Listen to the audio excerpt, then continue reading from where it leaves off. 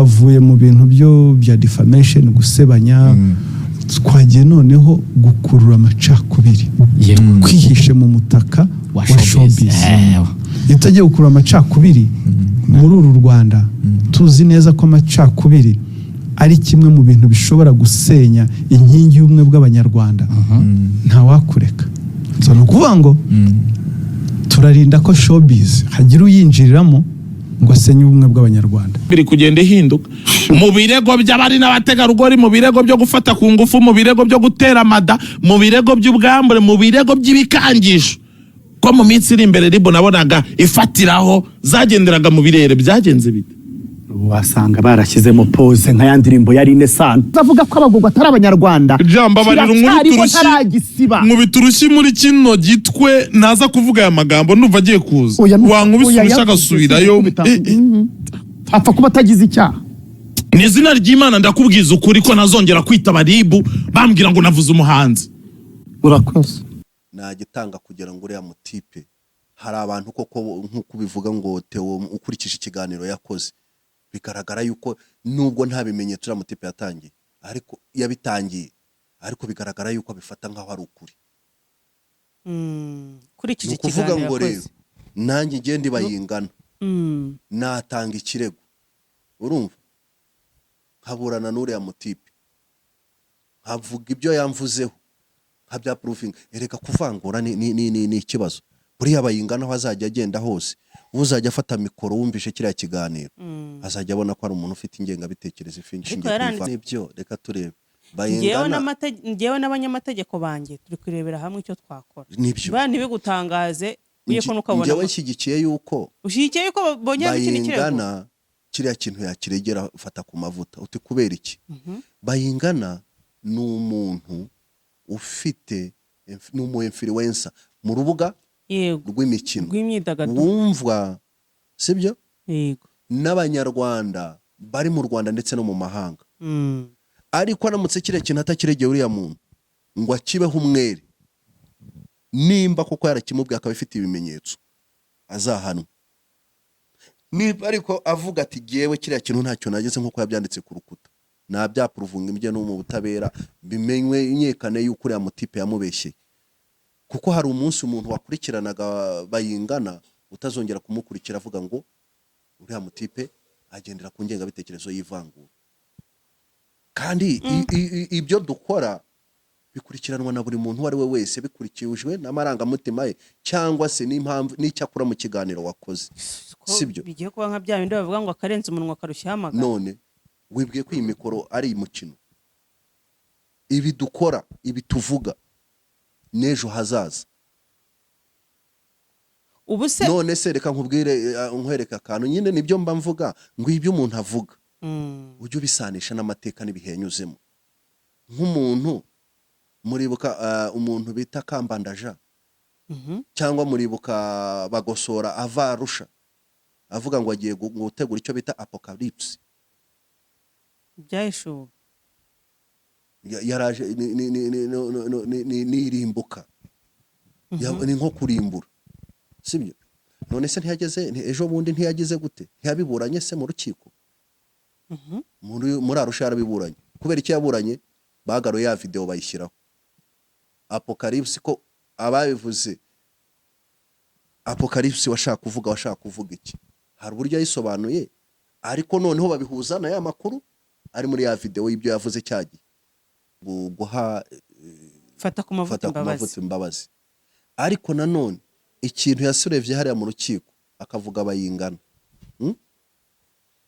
kiriya ni icyaha nacyo ashobora kuregwa n'abayingana mu rukiko kuko dufite amategeko ahana ivangura rishingiye ku moko bayingana natamubabarira ko akakijyana mu rukiko ko birabi je nakijyana kuko bayingana akeneye ubutabera nawe akeneye kuba umwere ku bintu yavuzweho nimba koko ibyo yamuvuzeho ari amafuti atari byo nabiceceka nawe bizagaragara yuko ufata ku mavuta kubera uko atabifite ibimenyetso urumva nawe ntacyo byari bimaze ariko ufata ku mavuta w'amakuru yamaze kuyatanga hari abamaze kuyafatamo nk'ukuri urugero amakuru nk'abariya rero ni ukuvuga ngo ejo cyangwa ejo bundi Bayingana ashobora kuzazira inzigo ya jambo ryavuzwe na Fata ku mavuta cyangwa umwana we.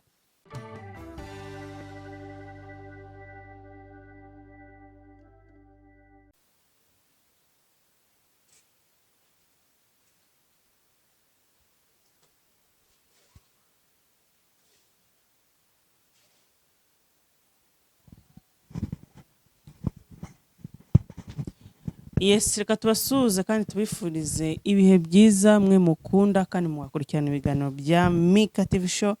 Nizere ko Imana igumye kubana namwe mu kazi kose mukora. Nizere ko Uwiteka abarinze. Kuri kamera za Mika TV Show dufite umutumirwa wacu, turakwakiriye mu kiganiro. Murakoze cyane, ndabashimiye. Icyumweru kimeze gite? Icyumweru ni sawa cyane. So ubonye kirangira?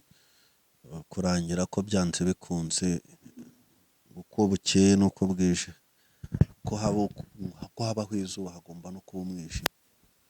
Niyo umunsi utangiye uba ugomba kurangira, usibye ko se buri wese ugira amahirwe yo kuwutangira ngo awurangize. Mashallah rero kuko twebwe twabashe kuwurangiza, dushima Uwiteka. Muri iki cyumweru cyashize ibintu byari bikaze. Baritazari niwe ararikoroje. Baritazari, abantu benshi batangiye gukora imipira yanditseho Baritazari ifite umubare wa 400. Ako se Baritazari ubundi uriya mugabo muri analize zawe ubundi baramushinja iki? Hari ikosa yakoze? Baritazari nk'uko mu nkuru twakoze yabanjije navuze ngo Baritazari ntabwo biriya bintu mubona mwibirebesha ijisho gusa, mwumve yuko Baritazari biriya bintu yabikoze nko gushimisha umubiri cyangwa irari. Aba naravuze ngo peut-être ko hari ibindi bintu bihishe inyuma biriya bintu Baritazari yakoze. Ni umugabo ufite irari, ariko kubera n'umwanya yararimo, so birimo biragenda rero bigaragara kuko uko iminsi igenda ishira hari inkuru zigenda zitangwa n'abariya badamu yagiye abonana nabo. Uko batanga inkuru rero usanga koko hari ibintu byari byihishe inyuma. Bavuze gute? Bavuga yuko Baritazari kubera ko yakoraga mu banki nkuru y'igihugu, mu nshingano ze harimo kugenzura ibigo bya leta, yego, ikoreshwa ry'imitungo wa leta. Yego. Baritazari rero ngira ngo muri video 400 zose we avuga, we ni wavuze ko yabonanye n'abagore bagera muri 400. Ariko ubundi muri video zose zagaragaye abo izabashe kujya hanze ni 27. Kubera ikirere yashimye kuba ari zashyira hanze, basanze ziriya video zagiye hanze. Yego. Baritazari yari afitweho amakuru ko ashobora kuba hari abantu bamwe bakorana bo muri ibyo bigo cyangwa mu myanya yo muri leta kugira ngo banyereze umutungo wa leta. Batangira kumukurikirana. Yego. Hanyuma rero mu igenzura ryakozwe nibwo hagaragayemo yuko no mubaje kumugenzura nibwo hagaragaye yuko ari amafoto mu buryo butandukanye, ariko kubera yuko abayasohoye hanze nabo bamwe muri bo basanze harimo abagore babo, ariko noneho bafatireye amafoto bayashyira hanze kugira ngo bantu bari bafitanye ikibazo, bari bafitanye ahubwo ibanga na Baritazari mu buryo bwo kunyereza imitungo ya leta, nibo bahise bashyira abagore babo hanze. Nyuma yo kubashyira hanze rero ubwo mu kubashyira hanze kwari ukugira ngo baprovoke bantu baryama ku makuru yabo bayagira ibanga, banga ko yatahanze, bareka ariya mafoto yandi nayo y'abariya abagore baba ariyo bashyira hanze mu rwego rwo kugira gute gukomesha cyangwa kugumura Baritazari. Baritazari rero nibwo yaje kugaragaza, aravuga ati ariko kuki mwagaragaje amafoto igice, hari n'ayandi amavideo, harimo n'ayandi byagiye bigenda gutya,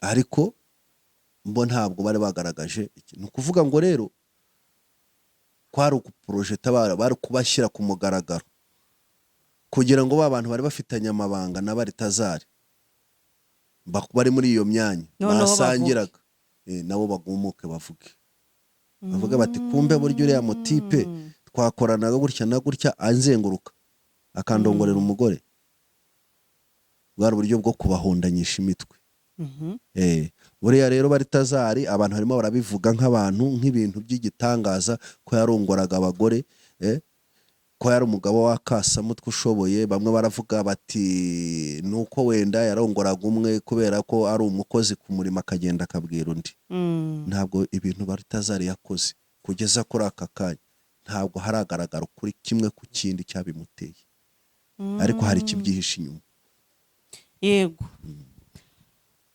mu minsi ngira ngo ni kuwa gatanu umuvugizi wa RIB yavuze yuko hari abantu yagiye ashyira mu majwi bavuga ko ibiganiro byabo nabo bari kubikurikirana ubusesenguzi bwabo ari byo bagomba gushyiraho akarongo cyane cyane inkuru zo mu nkiko ko hari ibintu bavuga bakabisesengura kandi batabizi nka kuriya kuntu baba bashyizeho kode kuri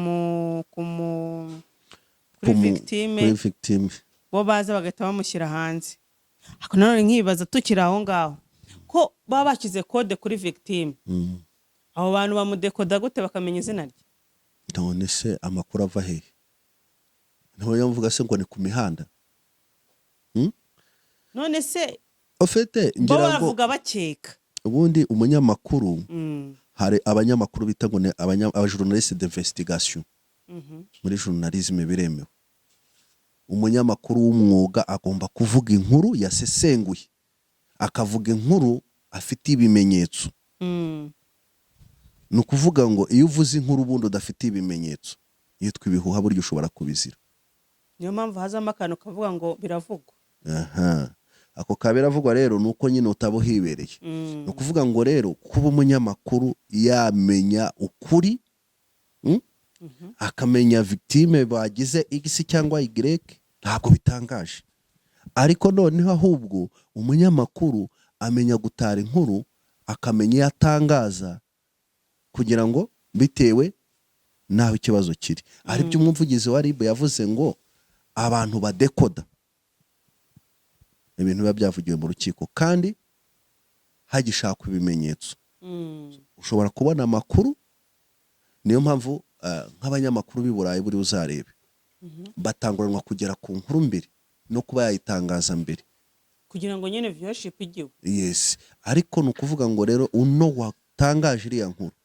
iri mu rukiko abakoze amakosa ashobora kubihanirwa kandi asubiramo ibyo umushinjacyaha yavuze cyangwa umucamanza cyangwa umwavoka gusubiramo ariko ushobora gukora analyse itari ngombwa kwikorwa cyangwa itari ngombwa kwivugwa na buri wese cyangwa abantu bumva ikintu kimwe ubundi buriya igihe urubanza rutarajya mu mizi cyangwa rukiri mu mizi rutarajya ku iherezo ubundi kuruvugaho burya ntabwo ntibyakabayeho ariko ntabwo byakubuza se gutanga amakuru ibyabereye mu rukiko urumva hari amakuru y'eventuel speculation ayo ngayo ariko noneho kugina deep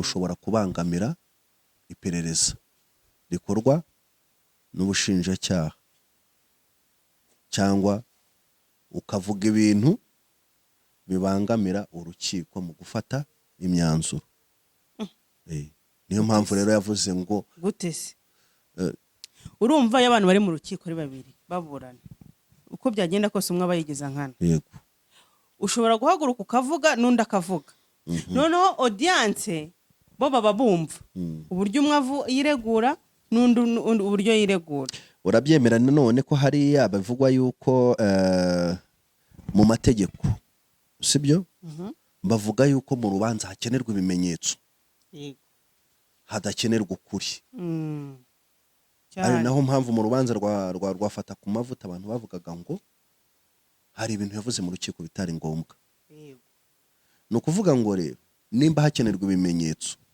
njyewe nshobora kuza sibyo nkareba ibyabereye mu rukiko cyangwa nkumva ibyo fata ku mavuta yavuze ati bayingana gutya na gutya yanyise iki n'iki sibyo si nkenterepurese ntabonye abantu babikoze inkuru bakanabikora n'inkuru wumva yagiye no mu marangamutima yawe yego si uko influencer ntabwo ari uko influence Nuko kuko influence. nta kintu bigeze bavuga none se biriya bintu yavuze uyu munsi mu rukiko abifitiye ibimenyetso ni ukuvuga ngo rero ariko nabo babaye abanyamakuru beza kuko ntibigeze bagaragaza uruhare ruri bariho none se ntihari abagiye bavuga ngo nanjye narafashwe mu gufatwa ibimenyetso byanjye gutya na gutya mu rwego rwo kunshinjwa byagendaga gutya na gutya na gutya ngo hari ibintu bikorwa n'urukiko erega muvuge ukibaza aho kuko biba byagiye ikiganiro cyarasohotse si ngombwa ko Theo muvuga w'ukwezi, si oya reka ngombwa tumuvuge. ntabwo naje kumwadvertisinga hano jewe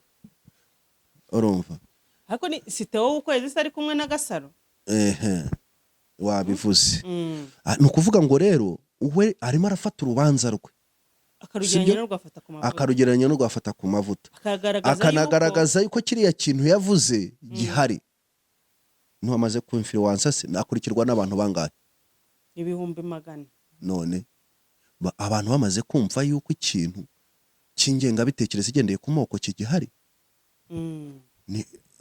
urumva ariko kugeza kuri aka kanya uriya muntu igihe atarabigaragariza ibimenyetso biriya bintu uramutse ubivuze barangiza bakagushinja yuko wavuze inkuru watangaje inkuru waraporose inkuru y'igihuha wabikira ko nabonye se muri comment hari umushima ati wa mugaboza ubwenge nabagenda nkawe nyine none se wibwiye ko muri iki gihugu abantu bose ari intoza ari ibinyange kinyange no kuvuga wibwiye ko abantu bose barutse ingengabitekerezo y'amoko ubu ngubu hari abantu bagifite ingengabitekerezo mu mutwe yabo yababoreyemo ahubwo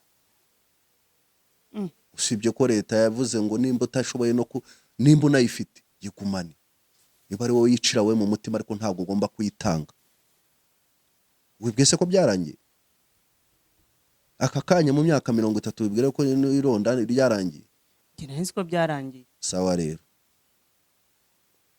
nawe uzashaka amakuru uzayashake jewe ubimbajije umpamaga ukambwira ngo ibi bintu bivuge bigaragaze n'ibimenyetso nabikugaragariza do urugero muri kimwe oya ntabwo ari ngombwa twaragiye ariko ibyo bintu tubigarukaho kenshi ni bya bindi twavuze mu rukiko hari ibintu bitari ngombwa kuvuga ni public ariko ushobora kubona ukabibona mu baturanyi ukabibona ugenda mu rugendo urimo tuvuga ukabyumva mu magurupe ariko atari ngombwa kuvuga ukurikije ikiganiro Theo w'ukwezi ndetse n'umugore cyangwa ukorera ikinyamakuru cyitwa Gasaro bagiranye nyuma yo kuva mu rukiko kumva iburana ry'ifunga n'ifunguro ryafata ku mavuta ni ibihe bintu bitatu wakuyemo hari ikintu njya mbwira abanyarwanda ngo nuramuka wumvisha ibintu umuntu avuga cyangwa ibyo akora rimwe na rimwe ujye ubihuza na background yiwe uramutse ugiye muri background y'umuntu ushobora kumenya ibyo akora uyu munsi impamvu yabyo umuntu ashobora kuba ari aggressive sibyo ukabona aho rakunje isura ukabona avuga nabi sibyo ugasanga byafixwe nuko yakuriye mu rugo rubamo umushira bihora se na nyina ari ingumi ku ngumi yego uhora ushobora kumva ukajya umwumva uzarebe ntange nk'urugero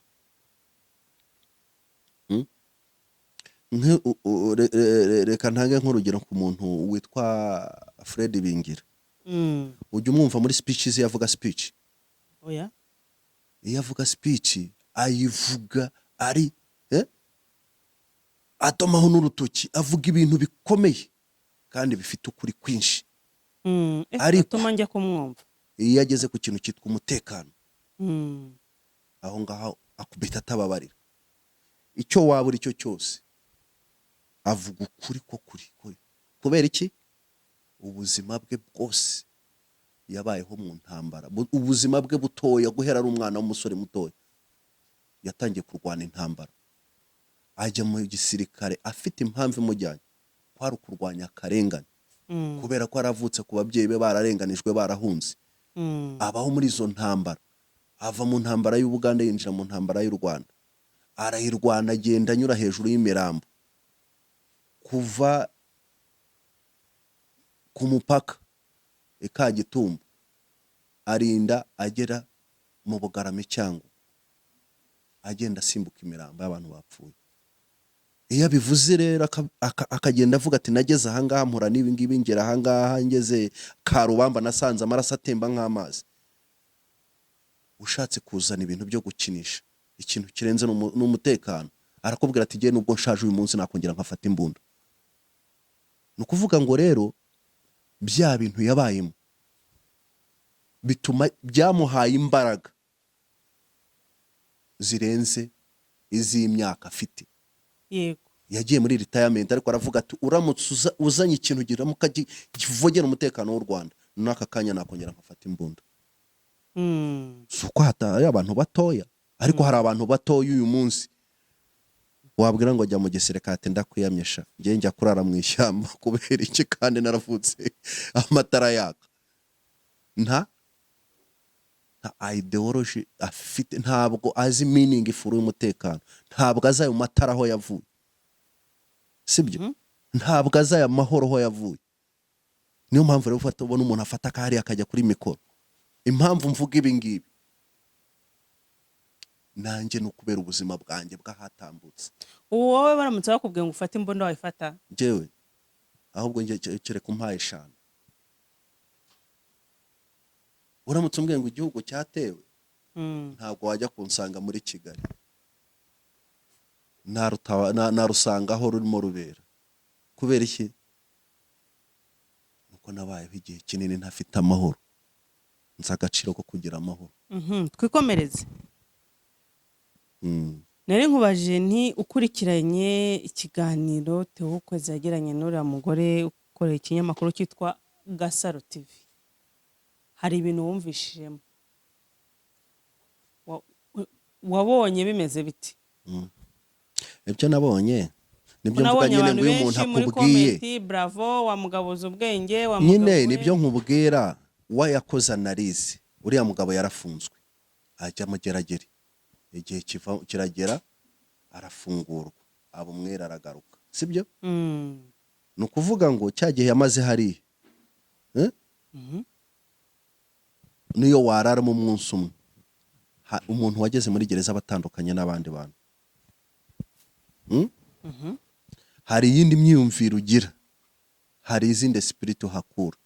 Nukuvuga ngo ibyo avuga rero ni ibyamwafekisi igihe yari arimo hari, nibyo yahuye nabyo agongana n'ubutabera, kuko ubutabera bwari byo bwari bumukurikiranyeho. Iyo umuntu agushinja rero mu butabera, umushinjacyaha aragushinja ugahita utekereza utari kuri ya muntu banza n'ubundi hari ikindi dupfa uriya muntu kubera icyo nshinza mwe nakakageni akavuga ibyabaye n'ibitarabaye, agafata akantu gatoya wakoze akakabyaza ibyaha. Waranyuze hari umugabo wahagurutse mu rukiko arangije aravuga ati ariko ati wa mugabo ati nyakubaha mucamanza ati nimumbarize uriya mugabo ati ubundi mbere ko tumenyaniye hano mu rukiko warunzi hari ikintu mpfa nawe kuza kunshinja gutya. Urabyumva? Theo rero afite ibikomere, afite agatoroma kajyanye n'ibyo yabonye muri kiriya gihe, kuburyo akabisanisha n'ibyafata ku mavuta. Nyine arumva ibyo fifata ku mavuta avuga ukuntu ribe yamushyize mu mazi n'ibindi wenda we akabazi uko wenda banamwicaje mu cyondo, we wenda bamushyize mu mazi bamushyize mu cyondo.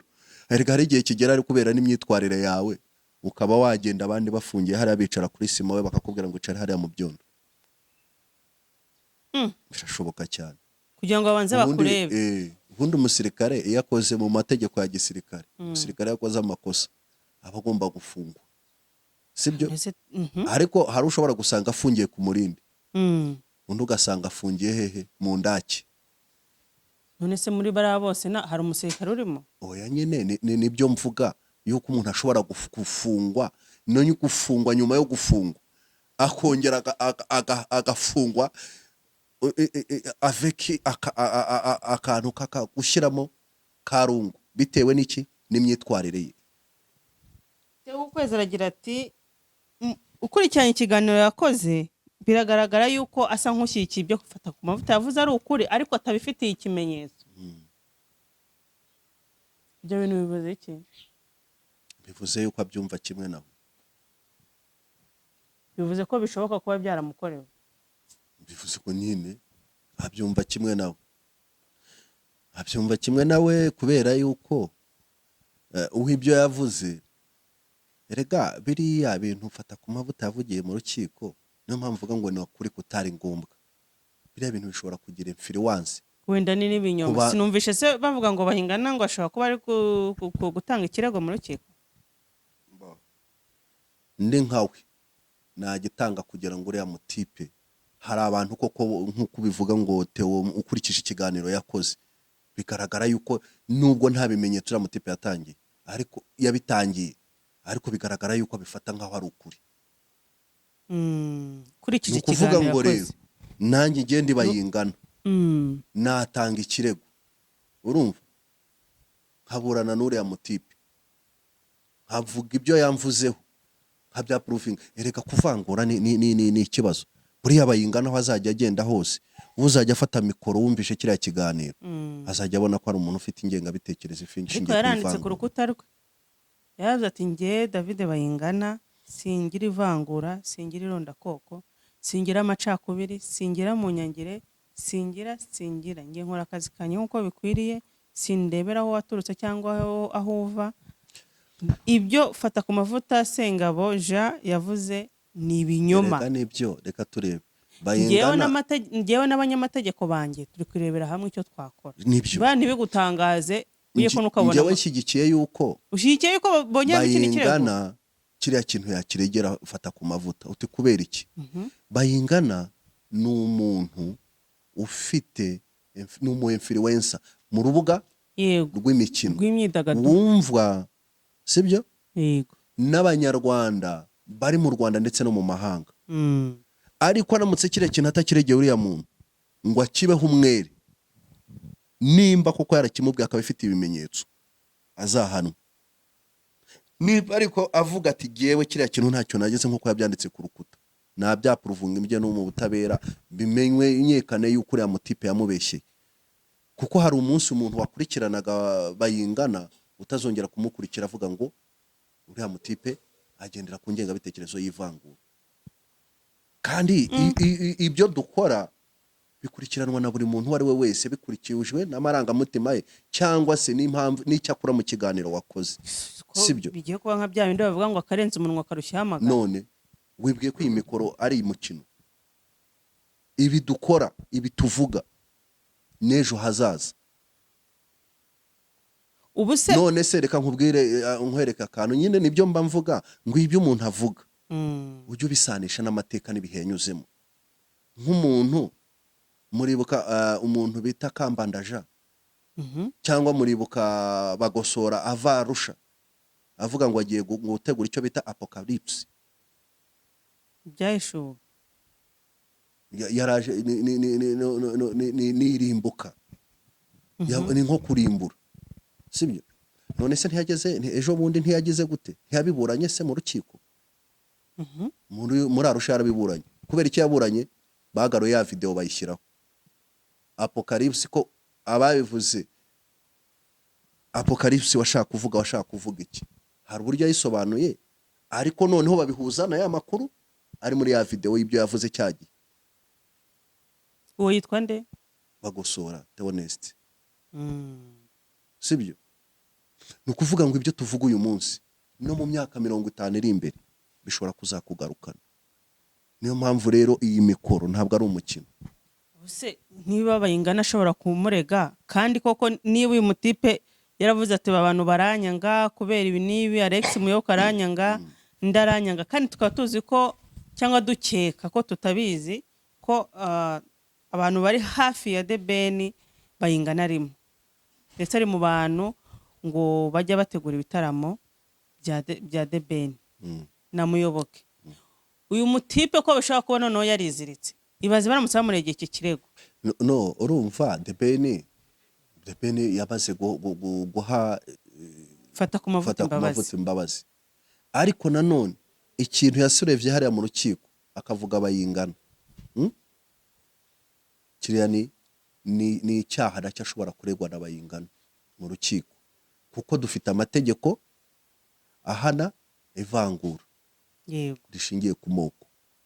Bayingana natamubabarira ko akakijyana mu rukiko ko birabi je nakijyana, kuko Bayingana akeneye ubutabera, nawe akeneye kuba umwere ku bintu yavuzweho, nimba koko ibyo yamuvuzeho ari amafuti atari byo, nabiceceka nawe bizagaragara yuko ufata ku mavuta kubera uko atabifite ibimenyetso, urumva nawe ntacyo byari bimaze, ariko ufata ku mavuta w'amakuru yamaze kuyatanga. Hari abamaze kuyafatamo nk'ukuri. Amakuru rero ni ukuvuga ngo ejo cyangwa ejo bundi Bayingana ashobora kuzazira inzigo hariya jambo ryavuzwe nafata ku mavuta, cyangwa umwana we bivugiye hariya mu rukiko. Niyo mpamvu rero adakwiye kumujenjekera umuntu uwo ari we wese. Ko nibyo karakano yavuze ngo imbwa y'umuhutu y'umusekirite.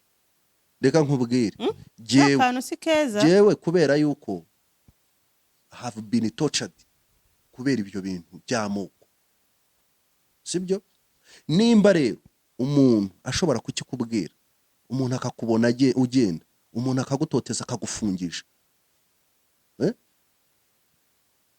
nta kindi kintu umupfa ari ako kantu agendeyeho, ntabwo ugenda agafata nk'akantu koroshye. Ubwo nyine bivuze kubera experience yanjye na background yanjye, nimba jewe hari ingaruka byangizeho ku buzima bwanjye, ku mubiri ndetse no ku mutima wanjye,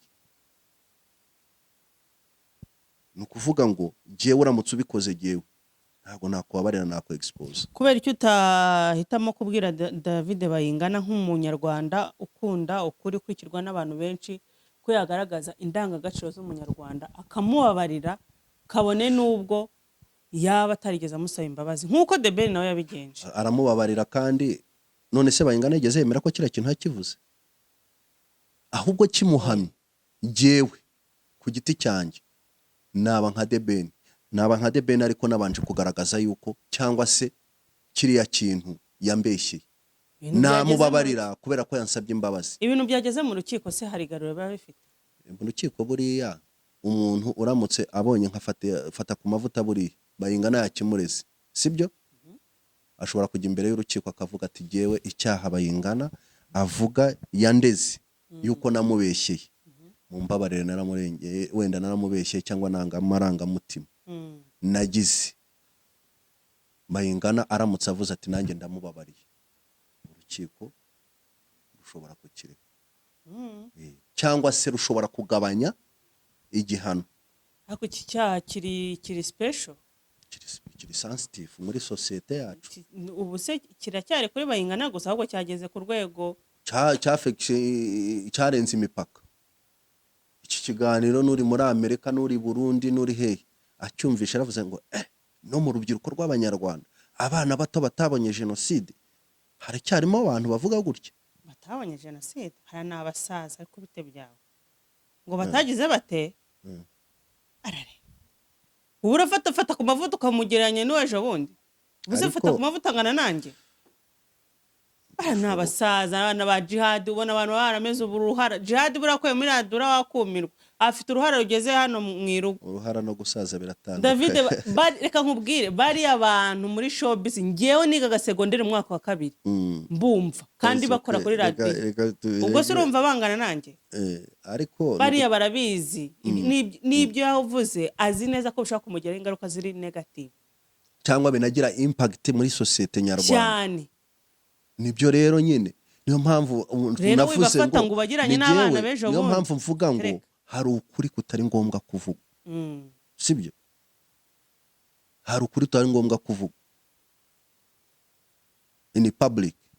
Hari imanza zibera mu muhezo. Kuki zibera mu muhezo? Haba hari ibintu biri buvugirwemo bishobora kwa affect imiryango, bishobora